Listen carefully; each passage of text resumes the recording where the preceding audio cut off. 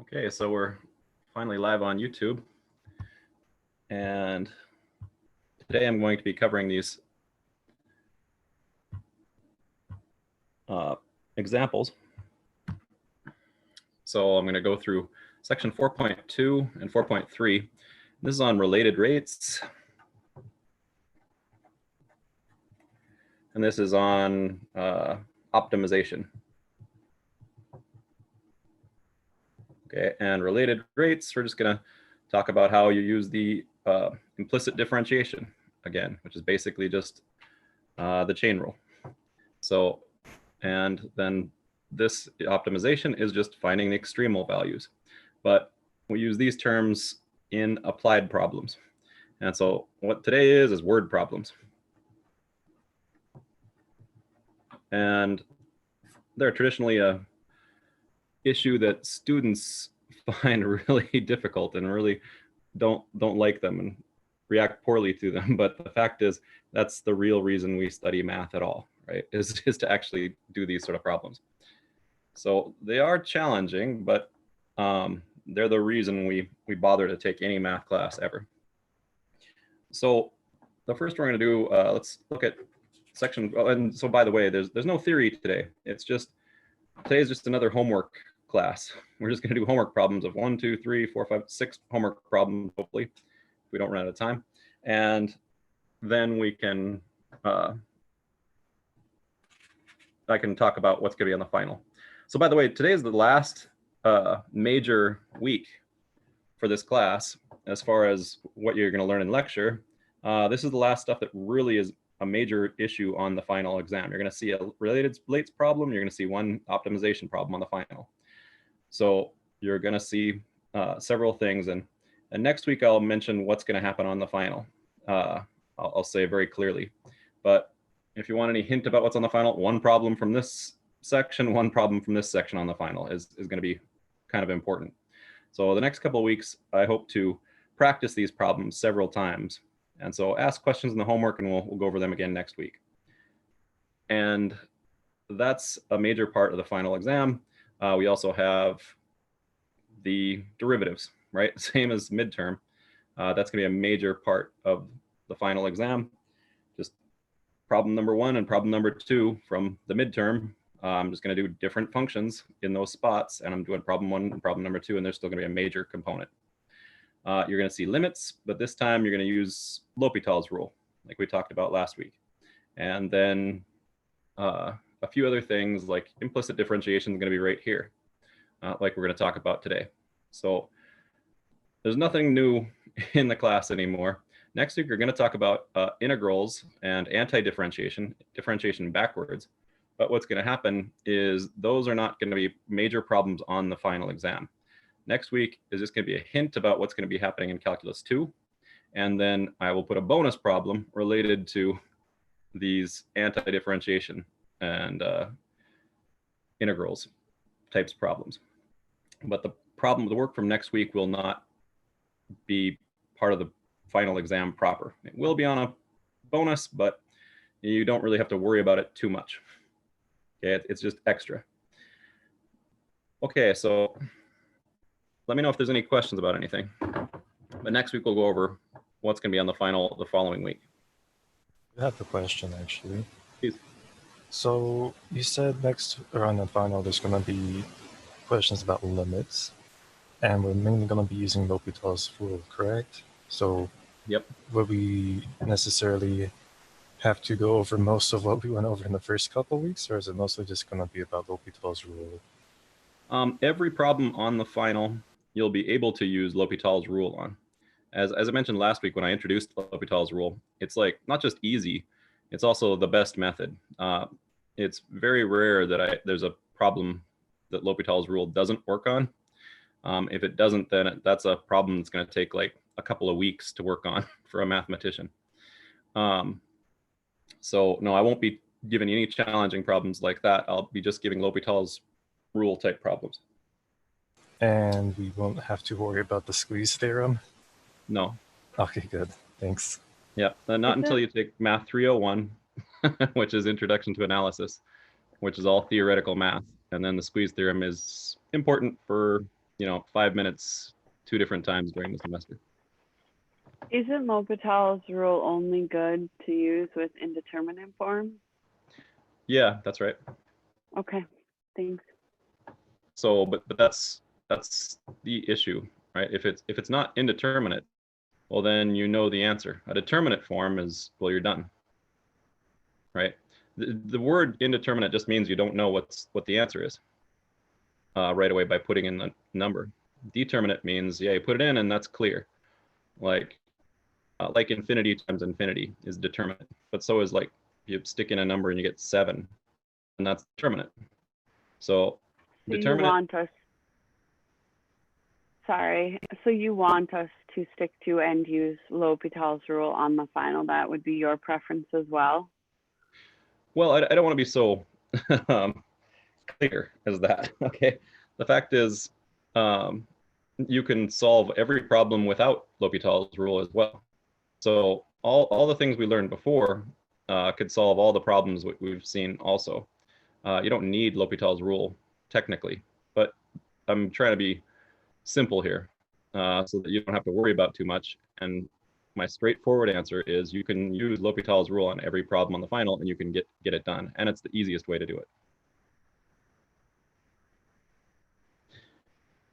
Okay, any other questions?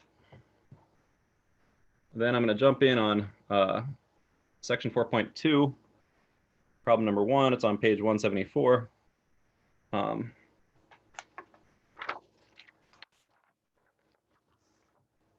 Let's see. So it says here, the radius of a circle is growing at a rate of 5 inches per hour. So example number 1, it says the radius of a circle is growing at a rate of 5 inches per hour. So we have this circle, and its radius here is growing. So it gets a little larger. And then the circle then is obviously a little bit larger, okay? And then it gets larger. It just keeps growing and growing. And so I had a small circle and it grows to be a larger circle. And it says it's growing at a rate of 5 inches per hour. So after an hour, it's grown to about 5 inches longer than it started. Okay, so it's not growing very fast. If you're going to try to imagine what this means, is maybe some sort of bacterial colony is growing. Okay, you put some bacteria in a petri dish, and then the bacterial colony just keeps spreading and spreading slowly at a rate of 5 inches per hour in radius. So 10 inches per hour for diameter. Okay, now they're asking, well, how fast is the circumference growing? So what they've given us is that the rate of change of the radius is 5. So how fast the radius changes as time goes by is 5. And what 5 means is 5 inches per hour. Okay, so if I go 1 hour, it goes up 5 inches. Go times 2 hours, I would get 10 inches. Okay, and then the question asks, how fast is the circumference growing? Okay, so this is the mathematical way to describe everything that's going on with the question. I've got a circle, and so I have a radius and I have a circumference.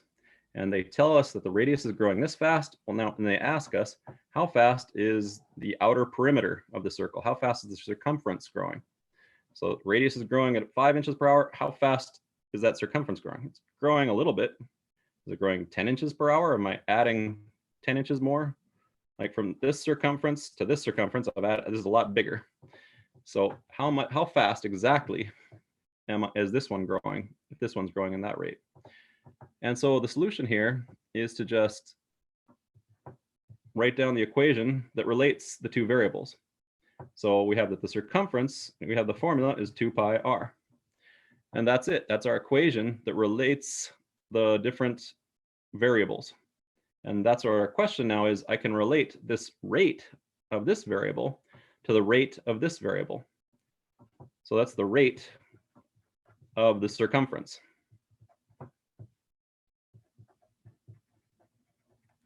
And this is the rate of the radius. And now this equation relates the two variables. And if I just differentiate both sides, hit a ddt, hit a derivative operator on both sides, then I'll be able to find out what's the rate of these two different things. So this has got a c, this is 2 pi r. And now I ask, this is basically now an implicit differentiation problem. C, the circumference, is actually, there's a formula that goes along with it. It actually changes as time goes by. So really C is a function of time. And R is also a function of time. So I could put a R of t here if I wanted, or a C of t. Now we don't do that.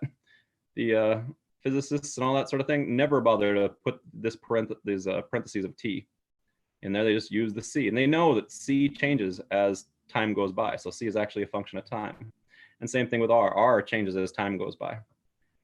And so that's just the notation. So if I rewrite it again, ddt of C is just dc dt. And if I differentiate this, see pi is a constant. So I don't differentiate it. It's just a constant coefficient in front of r. And so this is just 2 pi dr dt. And that's it. That's the simplest possible related rates problem I could write. Next, we'll talk about the area function, and that has an r squared in it, and ask how does the area change as radius changes. Well, so as the radius changes like this, the circumference changes according to this equation. And that's the whole bit. I just plug in my 5 right in there, and we're going to be done. It was asking what's dc dt, and the answer is dc dt is 2 pi times 5 is 5. Now it's 5 inches per hour. So mathematicians always drop the units. And physicists and chemists and that sort of thing, that's almost the only thing they care about.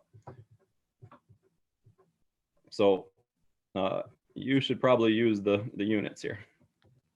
So that's the answer, that the circumference changes at 10 pi inches per hour. So 10 pi, remember pi is 3.14, so it's 31.4159 ... inches per hour. Okay, Professor, so yep. could we use C prime and R prime instead of dc over dt and dr over dt, or not because of that change in time over another thing because of implicit? Nope, you may certainly use them. I won't grade you harshly on it. In this class, I'm using ddt just to be super explicit so that you know what I'm taking. I'm not taking ddx. I'm not differentiating with respect to x. That's what we've normally done with our functions of x. Now we're talking about time, so I'm being explicit. But to answer your question, yeah, you use a r prime, c prime. That's the exact same thing here. C prime equals 2 pi r prime. Super. You do that, that's great, as long as you do it correctly. The problem is the notation is a little ambiguous. You don't know what you're taking the derivative with respect to. So in this class, I'll use the ddt, but the physicists always use a simpler notation, okay? They're not gonna do this unless they're confused, okay? And mathematicians are always confused, so we always use the ddt. Okay, thanks. So yeah, go ahead with the primes if you want. But I'm not doing it because it's bad form when you're just learning it. But the physicists use this all the time because they know what they're doing. Okay. So go ahead, however you do it. But I recommend using the DDT until you've been doing this for years and years. So that's our answer. We get 31.4. And that's good enough for problem number 1. So if the radius is growing at 5 inches per hour, then the circumference is growing faster. It's growing at 31 inches per hour. So every hour that goes by, we get 5 more inches of radius. Well, every hour that goes by, we get 31 more inches of circumference. Okay. So now we're going to do the same thing with example 2, but what it is just area instead of circumference. And then the area function will have an r squared. So it's slightly more complicated, not too bad. But if we read it, it's sort of a mess. So I'm going to start here, and I'm going to really start on the next page. So example 2, and we have this water streaming out of a faucet at a rate of, so I have this faucet and I have water streaming out of it, and I don't know, I'm not an artist, so there we go. And so water streaming out of this faucet, and it's pouring onto the ground, and it's making a puddle. Okay, and that puddle, we'll actually pretend that the puddle is a perfect circle. Okay. Oh, is my video canceled right there for a bit? So to repeat, the faucet is pouring water out at a constant rate, and it says it's 2 cubic meters, 2 cubic inches per second. 2 cubic inches per second is not a lot, okay? Cubic inch, you know, there's an inch, 2 of those every second are basically streaming out of this really slowly, almost dripping. Well, it's per second, so anyway, it's not full blast and it's not dripping, so it's somewhere in between. And when that does that, that's making a puddle. And the puddle is gonna grow in its radius, okay? Its radius is gonna increase as time goes by. Its circumference is gonna increase, its area is gonna increase. And we're gonna ask, what rate is the area of the puddle growing? So the puddle has a particular area. And the other piece that adds is that it's gonna be 1/8 of an inch deep. 1/8 of an inch deep, all the way everywhere part of the puddle. So it's not a realistic situation perfectly, right? Puddles don't grow exactly like that. And they don't grow as perfect circles. They're not always 1/8 of an inch deep everywhere they are. But whatever, close enough. We're pretending we have this growing disc here, right? And it has a constant depth, but its area is growing. So I don't know, what's the area as time goes by? So actually what I'm going to ask is, well, I know that this is the change in the volume of the puddle, because there's 2 cubic inches every second are being added to the puddle. So the puddle's volume grows at 2 cubic inches per second.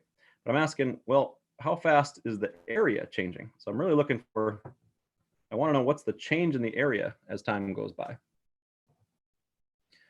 And so I want to relate the rates. That's our section here, is the related rates issue.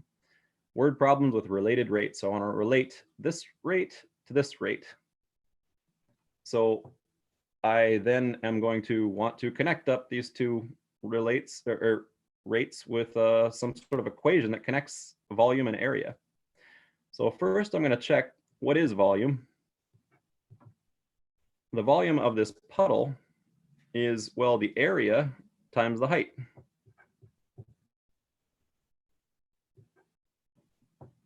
Okay.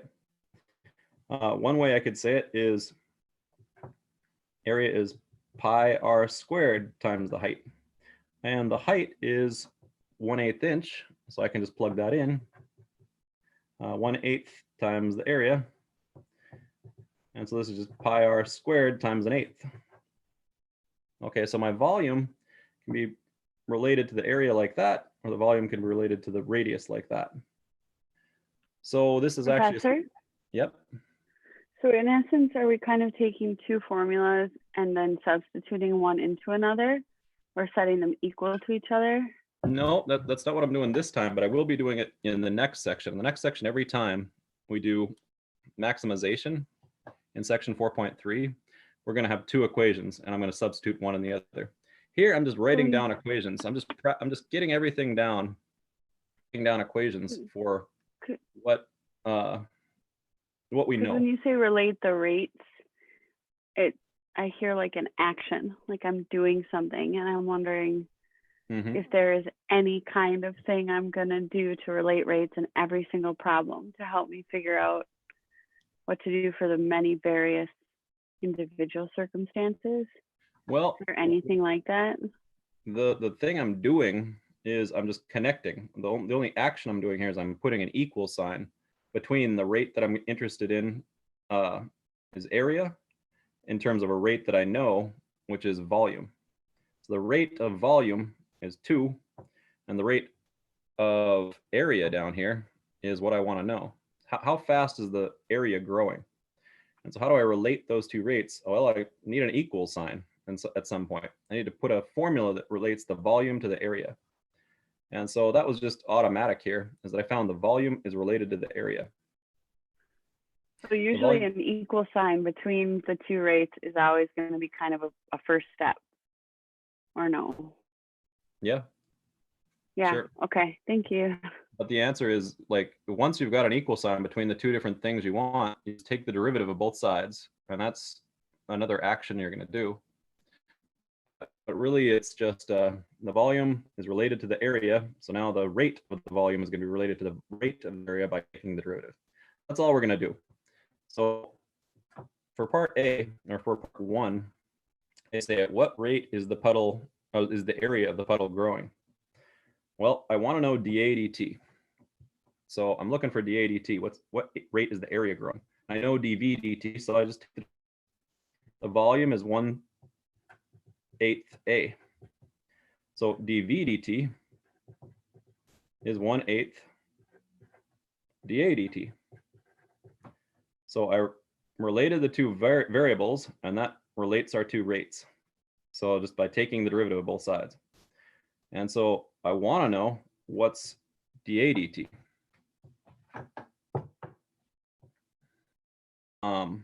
And I know what dV dt is. dV dt is 2. So I put in 2 here, and 2 equals 1/8 dA dt. So dA dt equals 16 if I multiply both sides by 8.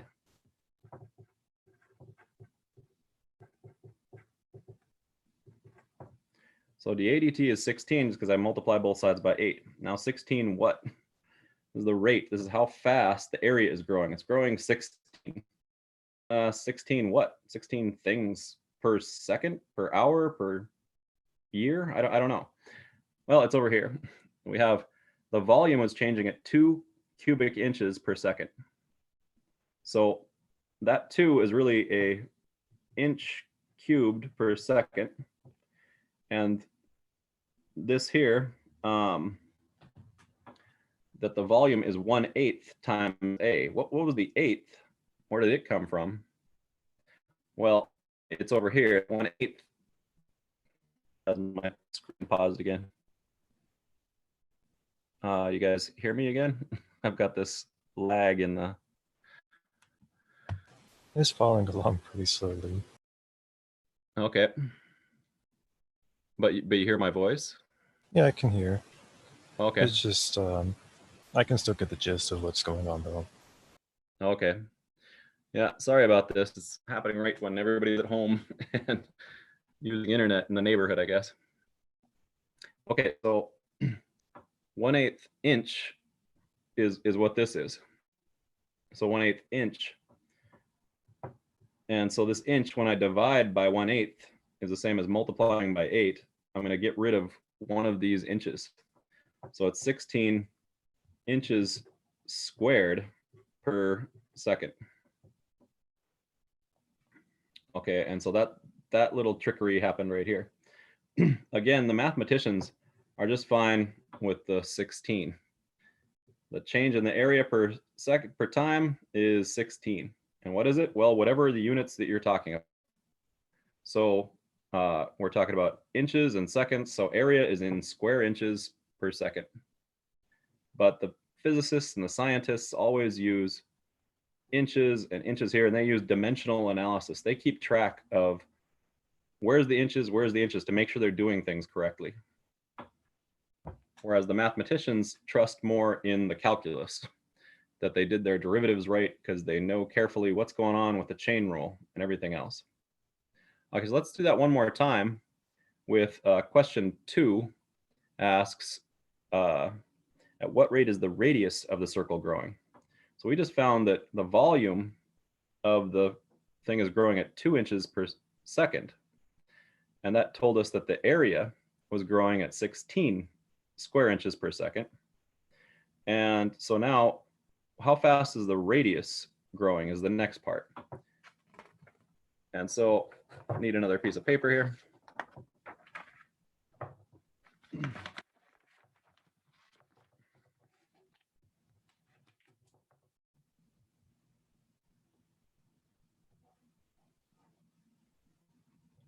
Okay, so with all the stuff we have here, we have that the volume is doing that, and we have that the volume is actually pi r squared times the height. So if I want to relate the volume to the radius, we have that equation right now. We have pi r squared times height. So it's pi r squared times the height is 1/8 of an inch. So that's the volume. It is pi times the radius squared in inches squared times 1/8 inch is inches cubed. So that's the equation relating the volume and the radius. And so now if I just take the derivative of both sides, I now have to differentiate with respect to t, pi r squared over 8. I'm doing it kind of slowly. I'm going to differentiate this side. So let's actually differentiate the right-hand side. And so here's where the whole trick comes in. I need to differentiate with respect to time this function of time. So pi is not a function of time. Pi is a constant. The 8 is a constant. It's just the r, and the r is inside of a square. So I need to use the chain rule to differentiate this because I have a function of time all squared. So that's also a function. So a function of a function. And so to differentiate it, pi over 8 is a constant. It stays there like that. And to differentiate r squared, I get 2r. Well, that's not exact. Differentiating r squared with respect to r, but I'm differentiating with respect to t. So I need to put in dr dt. So this part is the chain rule. This part is the implicit differentiation.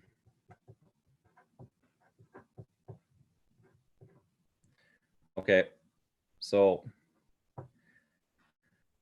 the chain rule is just what you'd use to do implicit differentiation, and that's all we're doing here with related rates, is that I have this function of time, and it's related to this other function of time, and it's related in some complex way. So that's it. And now I've got the rate here. I wanted to know this. What is dr dt? And here's an equation that connects them up. So I just use the fact that dv dt up here is 2 cubic inches per second. So I put that in here, and then I'm going to be done when I do just now a little bit of algebraic cleanup. So there I do. I solve for dr dt, and then I'm done. So dr dt is 2 on the left-hand side divided by all this stuff. So it's 2 divided by pi divided by 8 means I put the 8 up on top, and divided by 2r. Okay. And so now if I just clean that up, I'm finished. This is what the solution is. I have dr dt equals 8 over pi r. Now we have to sit back and think about what that means now. I've got trying to get the camera to cooperate with me.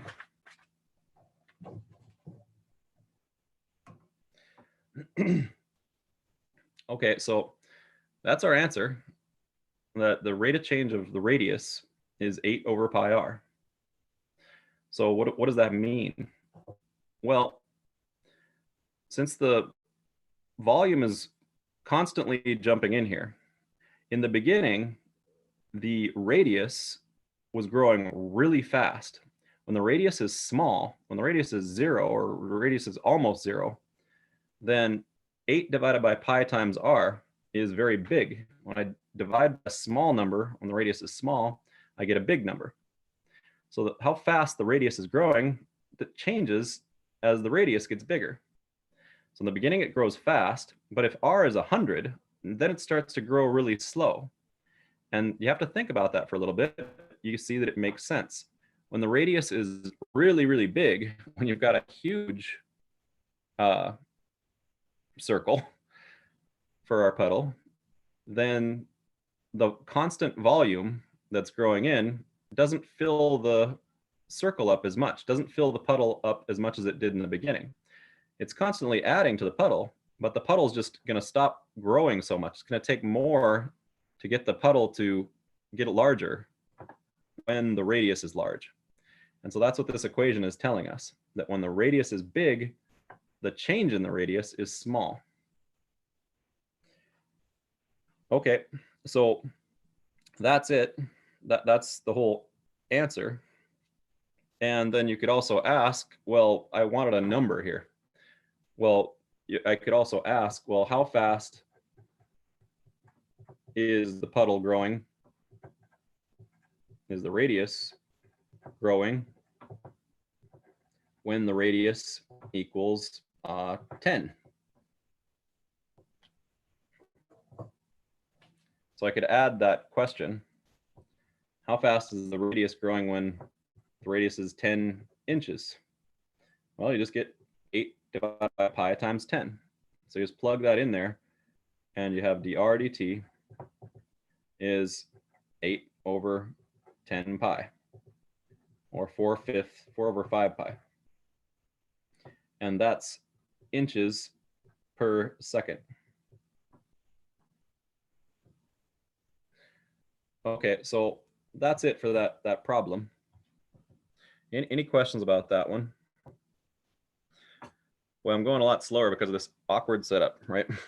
And I'm trying not to speak too fast because of the lag. Okay, so let me actually jump to the next section on optimization before everybody gets tired.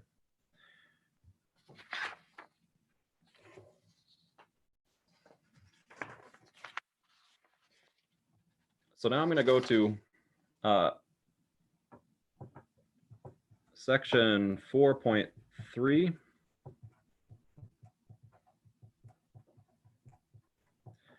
Okay, so optimization, we're going to work on more different types of word problems. Okay, so this is a different type of word problem though, but it's again just a word problem, and they all are in some sense the same. You always want to just look at the word problem and then try to make an equation out of it. And with calculus, after you've made an equation, you're generally going to differentiate the equation at some point, right? Okay, so let's look at this first example. We say that a man has 100 feet of fencing, a large yard, and a small dog. He wants to create a rectangular enclosure for his dog with a fencing that provides the maximal area. What dimensions provide the maximal area? Okay, so again, they show this fence that the man wants to build. And so they want to figure out how they're going to build the fence. They want the total perimeter to equal 100 yards or feet. So 100 feet of fencing. So that's going to be here, here, backside, and backside over here. So here, here, here, and here is going to have to sum up to 100 feet. And they're trying to figure out, well, how are you going to build the yard? How are you going to build the fencing to make a yard for the dog? And the only question is, well, how much am I going to make the width, and how much am I going to make the depth? Okay, the width here of the yard, of the fenced yard, and the depth of the fenced yard. And so they could make the depth really long, 49 feet by 49 feet here, and then a half a foot and a half a foot, and 49 feet and 49 feet. And that's one option. He could do that. A half a foot by a half a foot here and 49 feet long. That would be 98 feet. Oops, okay, I didn't do it right. I don't need a half a foot. I just have one whole foot here and one whole foot here. Then 1 plus 1 plus 49 plus 49 equals 100 feet. Now that's going to be a crappy yard, okay? The dog isn't going to like that 1 foot long yard, probably. So the idea is we're going to try to make the area as big as possible. And right now this area is 1 times 49. It's just 1 foot by 49 feet. So I get 49 square feet of area is one possibility. Now, oh, sorry, I've been writing offside the script here. Another option is I could make it really long and really thin. So that's another option, 49 by 49 by 1 by 1. So I could make the width really long, or I can make the depth really long. Okay, both of those are the same problem, and those are both stupid answers, right? We don't want to do that. We want to find one with an area that's perfect, and you should already, at least intuitively, know the answer is going to be, well, you want a square. You want a square to be the perfect thing. And so with 100 feet, you want 25 by 25 by 25 by 25. Okay, that's going to be a better solution here to the area. This area is going to be 25 times 25. That's 625. Okay, that's a better area than 49 for that area. So this is the answer. And people have known this forever. That's why we make things square if we can. It's because it gives us the maximal possible area of any possible rectangle. But now we're going to use calculus to prove that that's the correct answer. Now this is just a class problem. This isn't that important, right? But we're just going to demonstrate how calculus proves this geometrical fact that everybody already knows intuitively, that squares are the best possible thing you can do when you have a bunch of perimeter and you want to make a rectangle. That amongst all the rectangles, the square is the best. You don't want the long skinny one. You don't even want a little bit. The square gives us the maximal area. Okay, so let's prove that real quick. And this method that we'll use to prove it can be used in many other situations. That's the whole point. The calculus proves it in every possible situation. Okay, so let's see how we're going to prove this thing. So I want to maximize the area. And I know that the area is width times the depth. Okay, so I want to find the maximal area. Now I have a function of two different variables now. So we're not in multivariable calculus, so I'm not ready to use that. To maximize a function, I would just find where the derivative is 0. And with multivariable calculus, you learn that in Calc 3, well, there's a different way of doing it. But in this one, we have one other fact. I know that the perimeter is 100. So I'm trying to maximize the area, and it's subject to the constraint that the perimeter is 100. So I want to maximize the area. I could make the area infinite if I wasn't constrained, if I wasn't limited by resources. But I'm constrained by 100 feet of fencing. So the perimeter is 100 feet. And what is the perimeter? Well, the perimeter is going to be the width plus the depth plus the width plus the depth. I have 2 times the width plus 2 times the depth. And that's my constraint, is 100. So that constrains these variables in the area.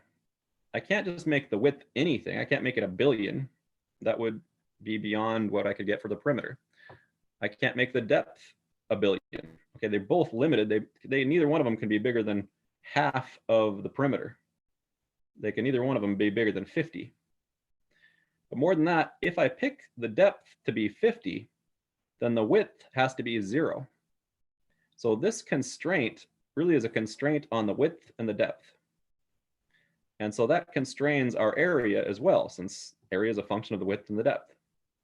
So what we do is we solve this equation for one of the variables and then plug it in for that other piece. So I'm going to solve this thing for d, and in terms of w, and then plug it into there. So the d is just equal to, well, here's how the physicists do it. You just solve it. The d is, I'm going to divide by 2 everywhere, and I'm going to get the w on the other side. So it's 50 minus w. If you divide by 2 everywhere, they're all gone. I just have w plus d equals 50. W plus d equals 50 is right there. Okay, so now I've found my d, and I can plug it into the area. Okay, so that tells me the area is w times d, which is 50 minus w. So that's plugging this formula in there. Okay, now the area is w times 50 minus w. That's good, because now I have a function of one variable. It's like f of x equals x times 50 minus x. So I could think of it, it's like f of x equals x times 50 minus x. So I'm not going to do that. I'm going to actually just leave it with this formula, because you need to practice thinking of functions in terms of not just x's. Now I have a different function. It's not f, it's a. And the independent variable that you stick into the function is w, not x. Okay, but if I had this problem, we learned before, and it's almost the whole point of the whole class, is take the derivative and set it equal to 0. And that's a critical value, and that's maybe where the maximum is going to occur. So that's what I need to do, is I need to take the derivative and find f prime of x, and I set that equal to 0 to find the max. I want to find the maximum of f, but in this problem, I actually want to find the maximum of the area in terms of the w. So that's what I'm going to do right over here, is I'm going to actually look for dA dw.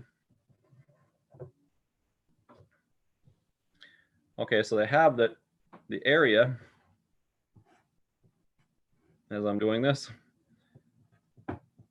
equals w times 50 minus w.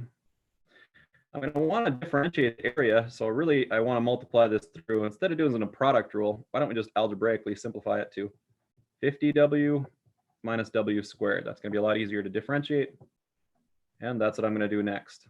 I want to take the derivative with respect to w. And so what I'm going to do is differentiate with respect to w. I can just get 50 when I take the derivative of 50w. And again, I'm using dw here. So again, Autumn asked earlier, like, can you use the notation just a prime in the related rates problem? Yeah, you can. I could just do a prime, but then I might get a little confused if I'm differentiating with respect to t or what. Well, I'm differentiating with respect to w. And so when I differentiate w squared, it's just 2w. I don't get a implicit differentiation. I don't get some chain rule going on. Okay, and now I want to set that equal to 0. So I set my derivative equal to 0 to find where the maximum is. So to find the critical number. Okay. And so what I now have is that 50 minus 2w equals 0. So I solve that. I get w equals 50 divided by 2 is 25. Okay, that was the solution that we all knew was going to happen anyway. That it was going to be 25 width, 25 and 25 on the width. And then So that's what we wanted. But I also want to know what the depth is. And if you remember over here, the depth equation is 50 minus W. So the depth is 50 minus 25, which is also 25. So that's our solution. That's what we knew it was going to be 25 by 25, 25, 25. Okay, that's it. That's the whole type of problem for optimization. Let me do a few more that are more complex, I guess. So every single optimization problem is more complex than this one. This is as simple as it gets, but it's all the exact same process. You're trying to find the variable you're trying to maximize. You find out what is the variable in terms of, what variables go into your area that you're trying to maximize. And then usually you're going to have more than one variable, so you need to find some constraint. And the constraint in this case is the perimeter, which is going to be relating those two different variables, the W and the D. They constrain the two variables together. So you solve for one of the variables, and then you plug that in terms of the other variables, and then you plug that into the original function you want to minimize or maximize. And then you have your function in terms of just one variable, just in terms of the W in two different places. Instead of the function has two different variables, now it has one variable. Okay.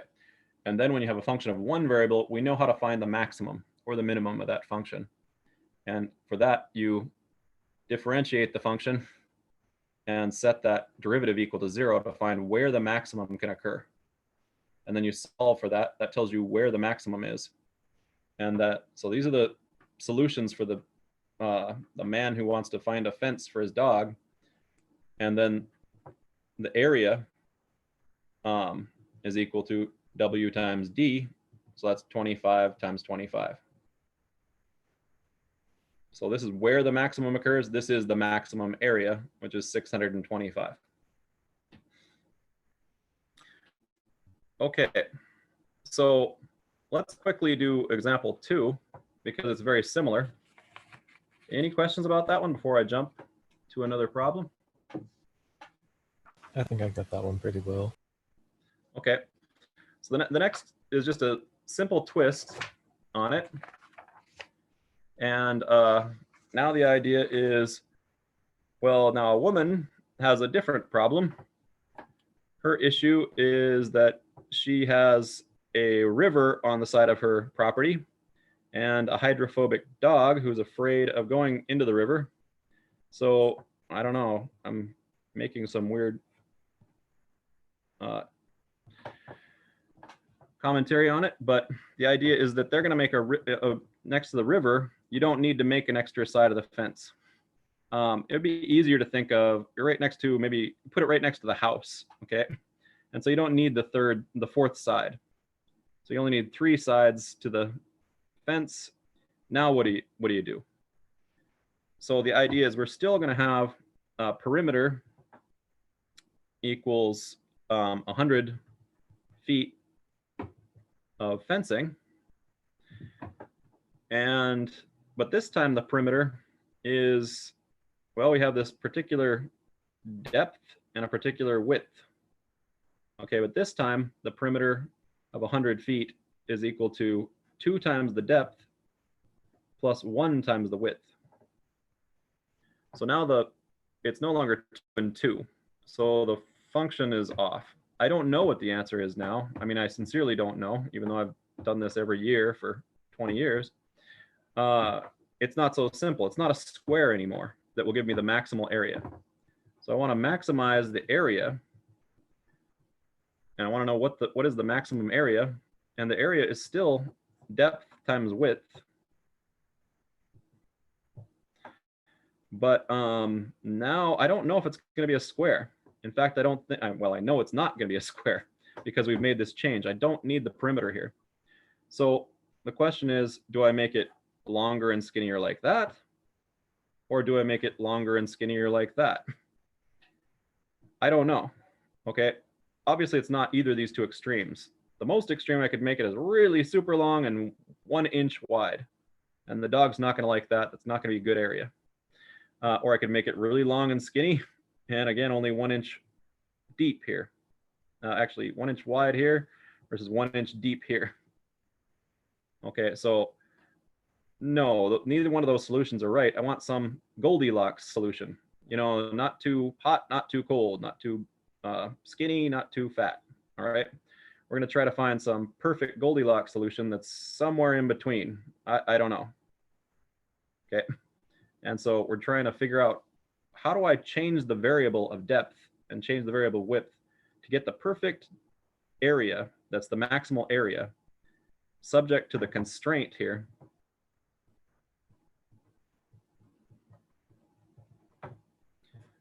that is that the perimeter is limited to be 100 feet, that the depth plus the width, 2 depths plus 1 width, has to sum up to 100.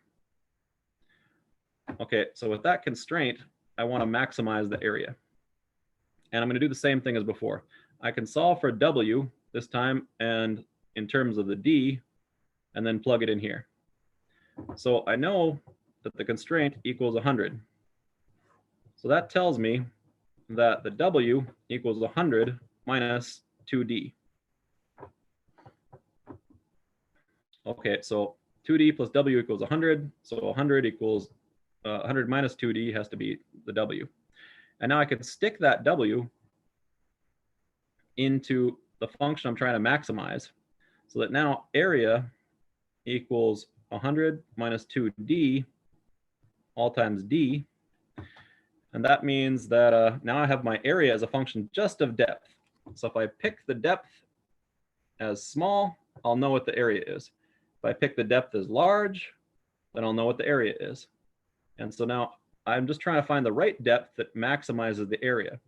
To do that, I find, write that a little clearer, the change in area with respect to the change in the depth. Okay, that's what this notation is trying to indicate, this difference in the area divided by the difference in the depth. So how does the change in area change as the depth changes? And I want to set that equal to 0. That's when the maximum occurs or the minimum occurs. And before I differentiate that, I don't want to use the product rule again. So let's do 100D minus 2D squared. And so the area is just 100. When I differentiate the D, it disappears. And then when I differentiate the 2D squared, I just get 4D. I don't get 4D, dd, dt. I'm not differentiating with respect to another variable. I'm differentiating with respect to that variable D. Okay, and now that's my derivative. I set my derivative equal to 0, and then I can solve for the critical number. What's the D going to be equal to? The depth is going to be equal to 100 divided by 4 is 50 divided by 2 is 25. Okay. So that's my depth is going to be 25.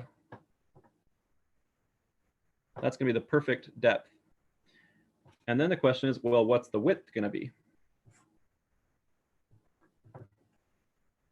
So how long is it going to be against this river? And the width is going to be according to our formula up here. Our perimeter said that the width plus 2 depth equals 100. So in other words, I stick in the depth here and I get the width is 100 minus 2 times 25 is 100 minus 50 is 50. So my depth is 25 feet and my width is 50 feet. Those are my answers to this question. So it's not either of these ones. The width is going to be twice as long as the depth. So width, width, width, width. No, sorry. Depth, depth, depth, depth. So the width here is 2 Ds. 1D, 1D, 2D is there for the width. So 50 up here and 25 down here. And that's the best area we can get in this circumstance when the fence doesn't need a fourth side because it's against a river or up against your wall. So Okay. in a sense, that's still a square in that there's 4 equal parts that we found, right? That's interesting. I wonder if that is something else we can use somehow. I don't really know what the answer to that is. But I mean, yeah, that's an interesting insight that I hadn't thought about until you just pointed it out. But there's still somehow 1, 2, 3, 4 different equal sides, but you're adding something that the problem doesn't have, right? Because it really was just this. There were just 3 sides. I don't really know what the answer to that is. You'd think I would. Yeah, but, that's just an observation on my part too. Well, no, it's an interesting observation I'm saying, because if you could now put a hinge here, what would be the maximum? Anyway, this is like the next step of this question, you know, and then the next step is, what if I could put 100 hinges on? And then the next question would be, whoops, I'm drawing pictures you can't see. The next question would be, so what if I could put a hinge right there and push it up? I'd get more area, right? And if I could put 100 hinges, but still have only 100 feet worth of fencing, I mean, the end result is you want a circle. A circle is the one that gives the maximum area per perimeter. And I think that's even correct when we have, we've broken off a side, that you still want a circle that comes in like that. But I'm not actually sure. So that's something calculus can do, and we could spend an hour and I could solve that problem. But it's really a problem for calculus 3 when we get into higher things.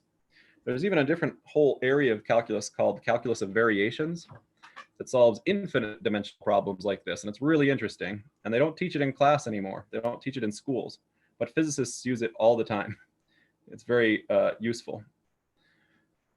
So, but basically we teach calculus 1 through 8, as I said, calc 1, 2, 3, 4, 5, 6, 7, 8. And calculus of variations is like calculus 10. And they just don't do it in schools anymore in math. Okay, so you can solve any sort of maximization problem with this sort of thinking, but we're gonna really stick to this one-dimensional thinking. Only problems where there isn't something complicated like many different choices here. Now we only have, break it down until we get to the area is a function of one choice, a one-dimensional function here. Okay, so should we do one last one of those? Any questions before I jump away from this?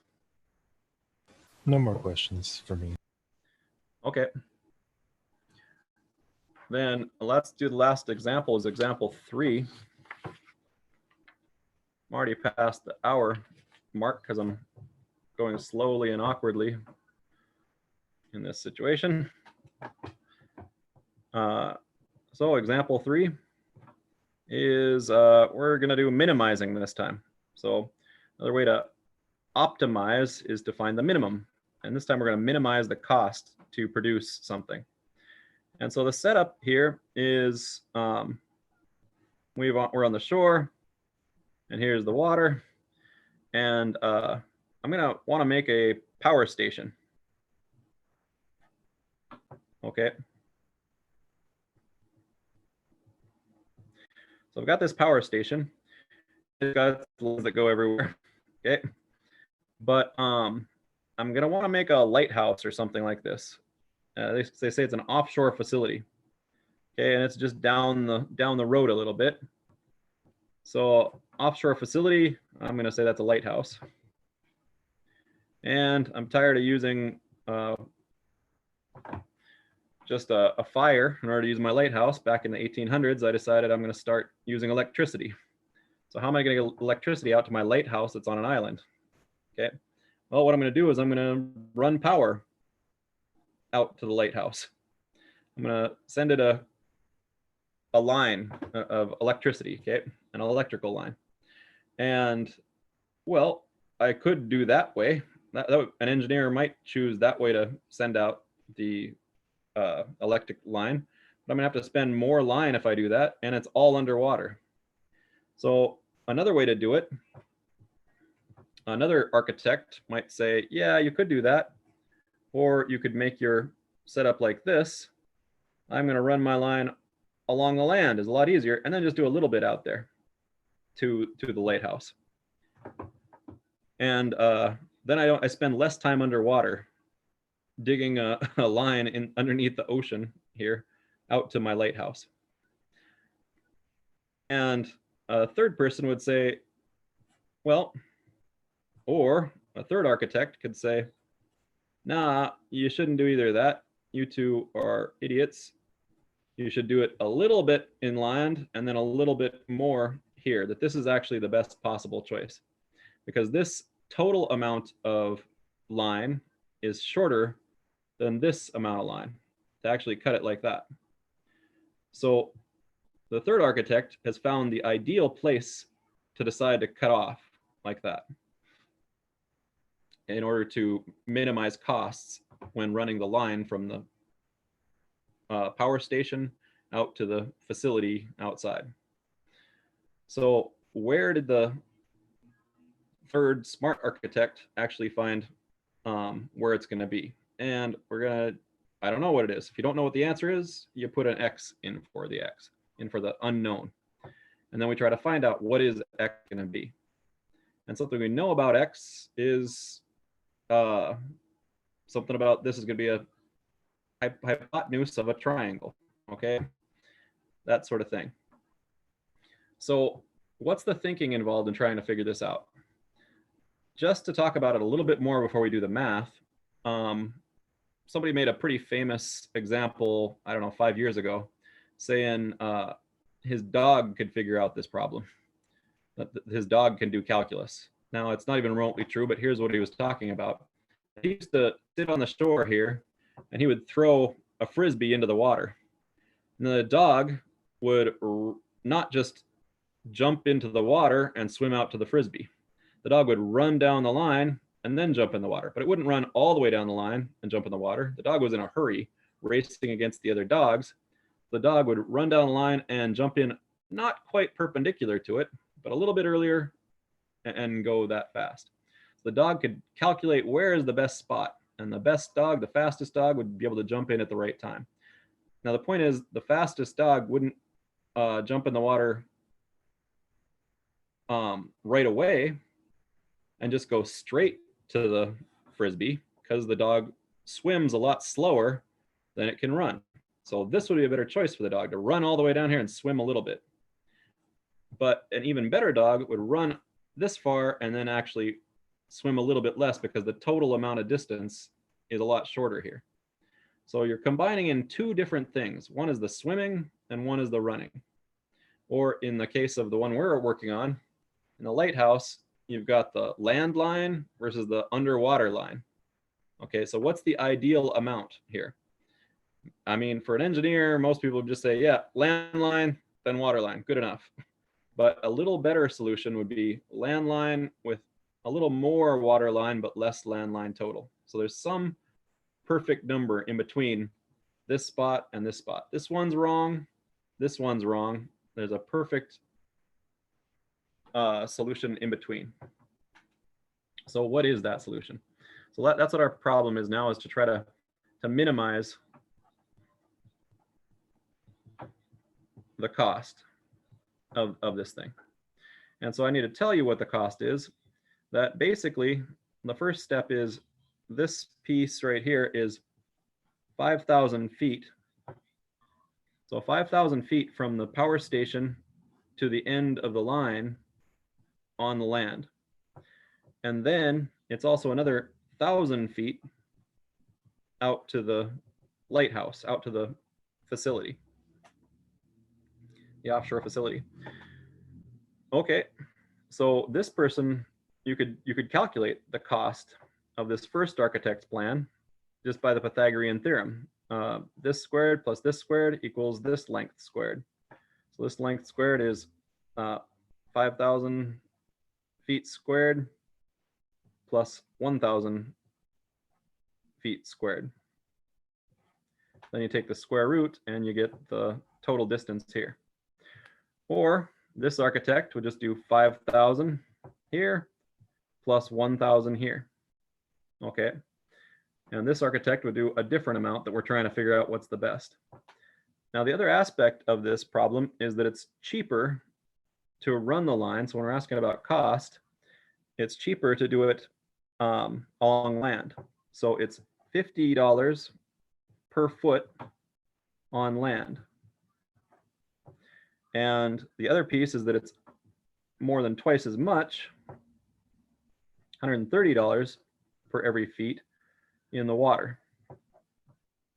Okay. These, of course, are not realistic. I'm sure the person didn't spend an extra minute Googling this, much less going out and finding how much it would cost to run lands under here. It's just a class problem. Okay, so we have $50 per feet on land if we're running this way, and it's twice as much to run it out here.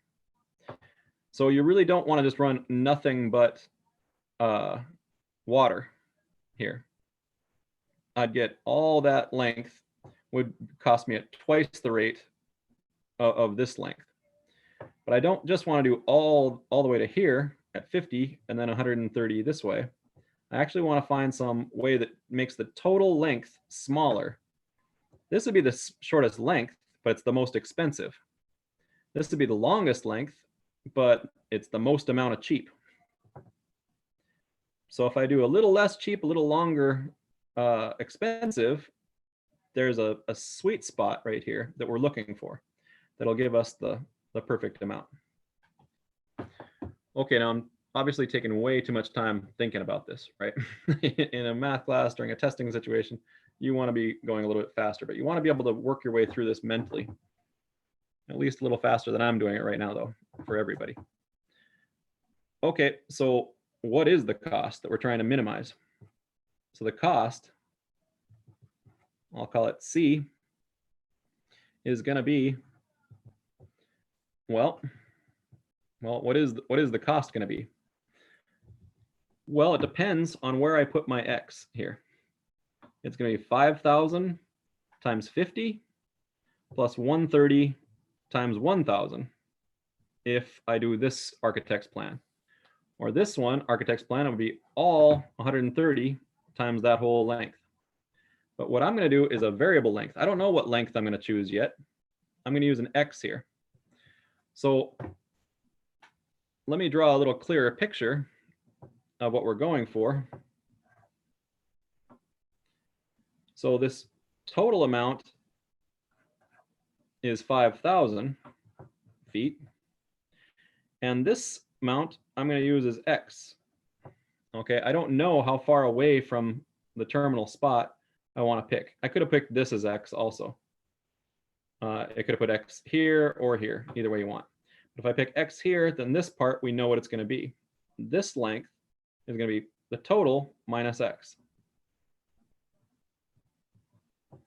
So I do 5,000 minus X for that length. And then what is this length going to be? Well, I know this part is going to be 1,000, and this part is going to be X. So this length is using the Pythagorean theorem, X squared plus 1,000 squared equals this piece right here. So this piece is then going to be the square root of X squared plus 1,000 squared.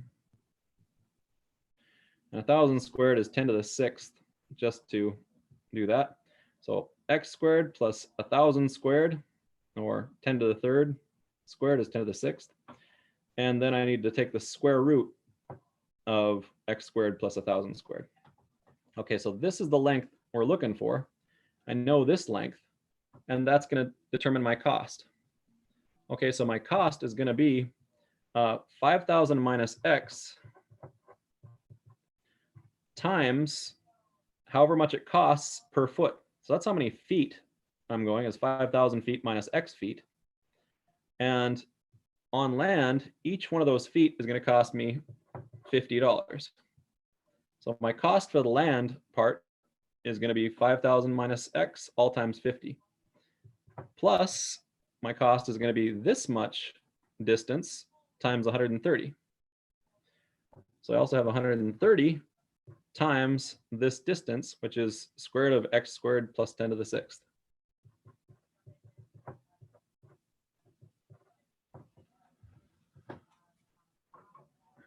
Okay, that's it. That's my cost.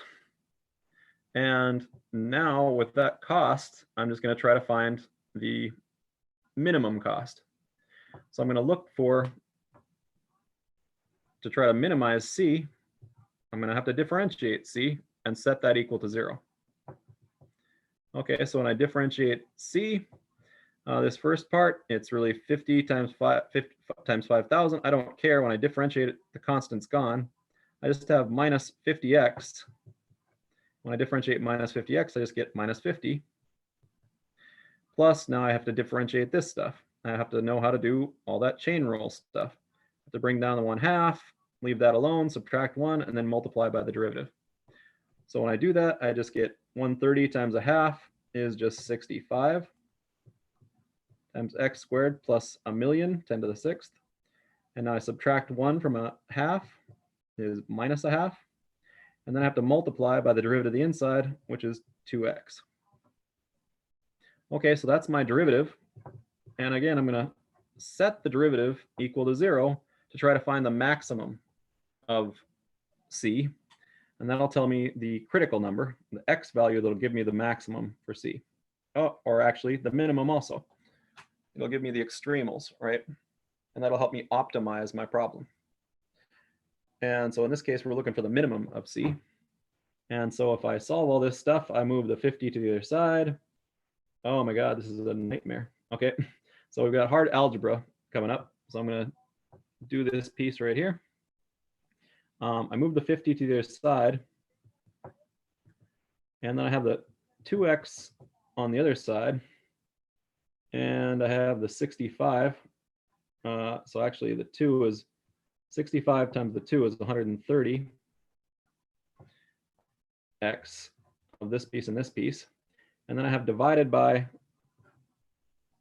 x squared plus 10 to the 6th, all square root. Okay. So that's what is on the left-hand side, and I moved the right-hand side the 50. That's the only thing I've done is move the 50 over, and the 2 times the 65 gives me 130.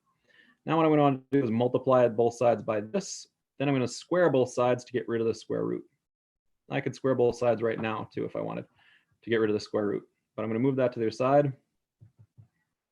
And so we have 130x equals 50 times square root of x squared plus 10 to the 6th.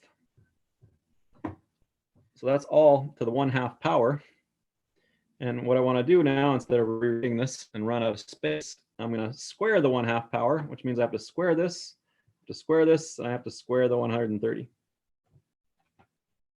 Okay, so I square everything, or square everything here and do it. So I'm just skipping one algebra step. Okay, and now I have 50 squared x squared, and I have 130 squared x squared. And I'm going to move the x squared to the one side. So that's 130 squared minus 50 squared all times x squared equals 50 squared times 10 to the 6th. Okay, so that's what I have. And now x I can solve for. X equals plus and minus the square root of, well, this stuff divided by this stuff. 150 squared times 10 to the 6th, all divided by 130 squared minus 50 squared. Now, if I did the arithmetic correctly and all that, and solving my derivative set equal to 0, gave me this algebra equation, which I did a bunch of stuff, probably screwed up somewhere. You always want to double check your arithmetic. You always want to double check your algebra. And this is the answer then. I'm either going to plus or minus this. Now, it's not going to be minus. When we look at our problem, you can just, you know it's not going to be the negative.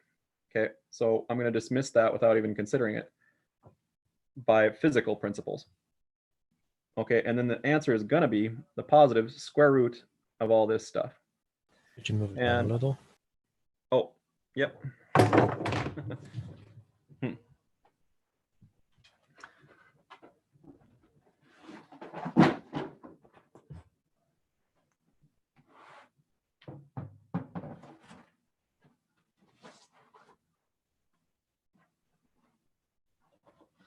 Okay.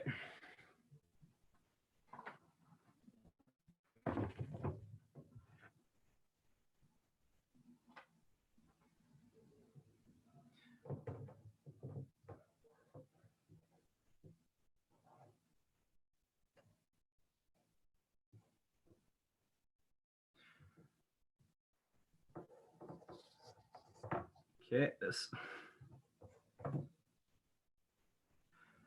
awkward situation here.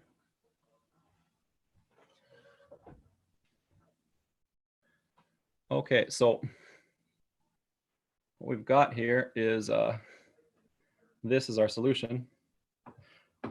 And I don't know, is that what they got for their problem? I don't know, they get the solution is 416.67. So I haven't checked their solution to see if that's correct with ours. So I don't know, but if we do this arithmetic, it's gonna be something. And 416 sounds pretty reasonable for a 5,000 feet. I'm just gonna pull back a little bit and do 416 feet away from the edge and then cut diagonally. And that's the final solution. So is there any questions about that whole process? Want me to repeat anything? Everything?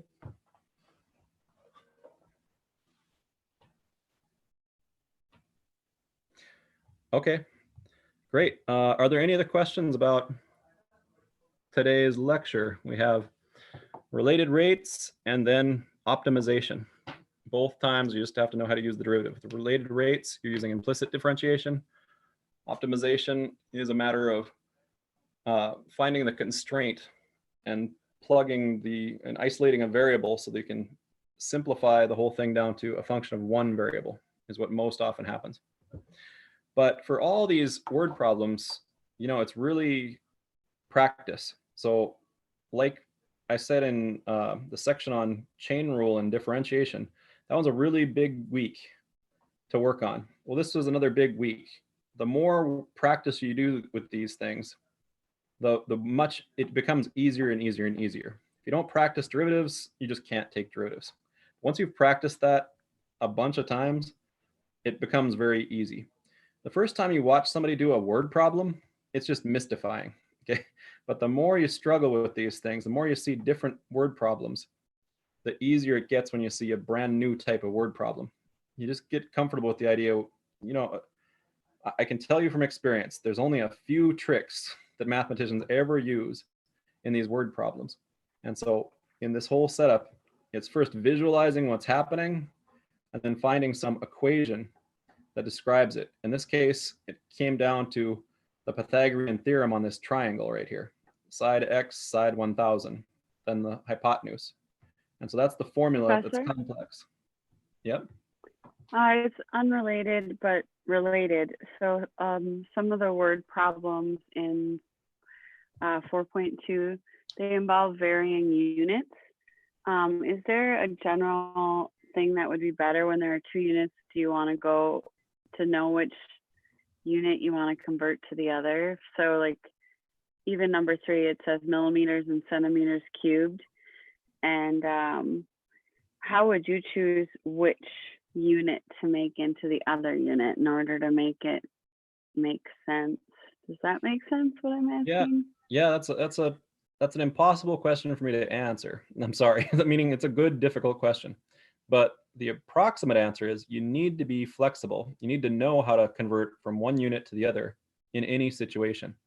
And don't get too caught up on it, right? You should be comfortable or work your way towards becoming comfortable with switching between millimeters to centimeters, centimeters to millimeters, millimeters to meters, etc. Right? But